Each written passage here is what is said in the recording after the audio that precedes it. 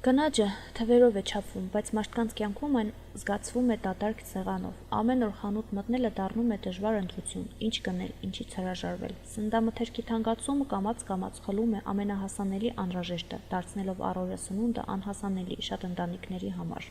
Շատերը ստիպված են նվազեցնել որակյալ սննդի օգտագործումը, հրաժարվել մսից, մրգից, կաթնամթերքից։ Այս ընտրությունը միայն ֆինանսական չէ, այն ազդում է առողջության, երեխաների զարգացման և ապագայի նկատմամբ վստահության վրա։ Թանկացման հիմնական պատճառը ներդրման պակասն է, որ ներդրում չկա։ Եթե ներդրում եղնի, արդեն պարզ է, մենք մեր ապրանքը կունենանք, հավգիթն է, ծեթն է, այլ մթերքներն է, արդեն էժան կեղնին։